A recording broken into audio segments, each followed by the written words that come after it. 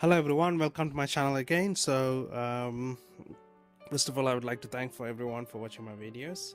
So today I'm gonna do a video on how to care for your molly fish. Now these are really nice lovely fish, you know, the live bearers, and they do sometimes certain kinds do have specifics that they require, but otherwise they are lovely great fish. They're great for beginners too.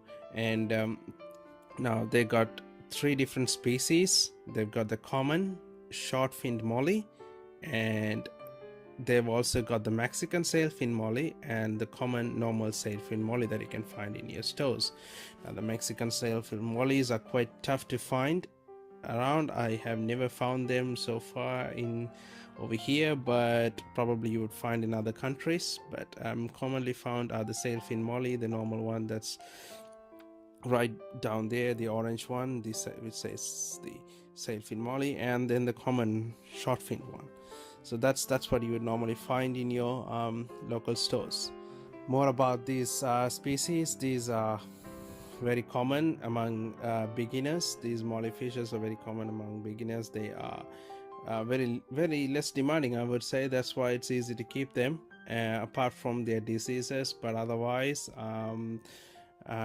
they can be kept in smaller tanks as well, so it's good for beginners. And when it comes to diseases, they are okay. They're prone for like ache and fungus and stuff, but they are not really hard to overcome as long as you can really maintain your tank, you know, in good water conditions, and, you know, do water changes and all those stuff. They will be okay. And they're really nice lovely fish, and they're somewhat quite demanding as well, and you also can make some money out of it because they breed. But food and feeding, these guys are like omnivorous and mostly towards vegetation, I would say. So anything, you know, you can give them like food from the pet stores, like, you know, all these flake foods and pellets and stuff and things like that. You also can give them live food like bloodworms and, you know, brine shrimp and things like that. You can buy it off your food store, but, you know, I always love to prepare my own fish food. So I've got, you know, I don't have mollies, but, you know, the common normal food, you know, 50-50, what do you say, meaty and vegetation would be okay for these guys. But especially, but when they're breeding, you need a lot of live food and stuff, but I'll get to that. But otherwise, they're not very picky eaters, so they're good. They're quite easy to determine the sex. Males, like, you know, they've got bigger fins, and, you know, and males have that pointed lower fin. It's gonopodia, that's what they call it, or something like that. But anyway, for me to make it easier, the fin in the bottom is the one that is pointed. Like in the male, I can show you in the pictures, it shows the male has a pointed fin down there, and the female has a rounder one. So that's easily you can find them, you know, even when they are small. You know, it's easily you can differentiate between male and a female. So females have got bulky bodies too, and males, they're quite vibrant, colorful. And you got the main thing is the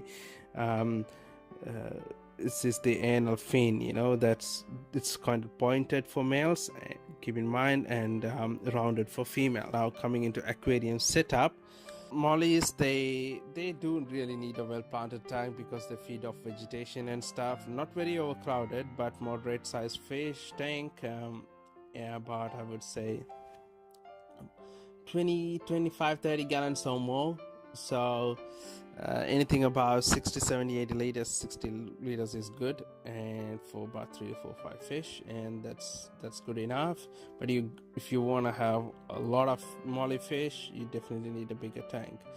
And temperatures between 70 to 82 degrees Fahrenheit, and pH between 7 and 8.5. Now pH, that's a bit arguable because sometimes they do okay between 6 and 7 as well. It again depends on your breeder. If they bred their fish between that range of pH, they will be still okay. But you know, most of the time they're okay, but try to maintain a pH anything above 6.5 or 7. That way they won't have any problems. I would say you won't come across any problems. Breeding and reproduction, I would say it is really recommended to keep at least 2, 3, or even 4 females for each male, and that's just to get off the pressure of only one female, because the male will be just, you know, just always after the female. So you just gotta spread that aggression, you know, among other females too. That way it's, you know, they eventually they don't die or anything like that. Something like a 50-gallon tank would be enough for Sailfin mollies, but for smaller ones it's maybe a less, about 30 gallons would be okay. The smaller mollies. Temperature, yeah, 79 degrees Celsius Fahrenheit.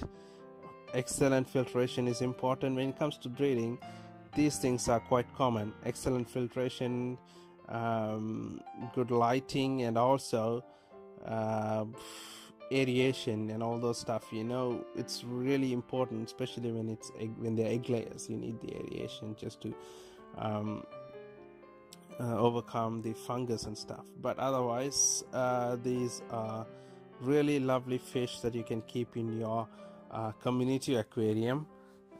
You won't be able to breed them in your community aquarium because you'll have other fish, they will just eat them up, but therefore you need to separate them into other tanks. And you also make sure that you have densely planted plants inside for your young ones to hide and all the stuff. Coming on to diseases, the important part, I would say slightly very low resistance towards diseases, fungal infection, so they could easily get ick fungus in their body, and it's not fatal or anything. They will die if you don't cure it, but it is easy to cure, you know, ick and all those stuff. Now ick is mainly coming off stress. Basically stress means, one, your water condition is not that great, you gotta maintain your water conditions, or if it's fluctuating all the time, or there's something else that is putting more stress and pressure on this fish. That's one of the main causes for ick. Fungus, there's so many other reasons for fungus. If you can keep your water quality stable and in a good level, then you can easily overcome ick. You won't have ick at all. Fungus, you can easily treat them. Otherwise, and also they also sometimes recommend to add about maybe 1 teaspoon of salt into the water, just not normal kitchen salt. There is special aquarium salt, something like that, into your tank. That will help them from fighting these diseases. Otherwise they are quite okay, good, really nice lovely fish, and good for breeding to make some extra money on the side. And I would say, so that's about these fish, guys. So thanks for watching my video, and I hope you liked it. And if you have any questions, please leave it in the comment section, and please do like my video and subscribe to my channel. I will keep you guys posted with more videos, and see you next time. Cheers, bye bye.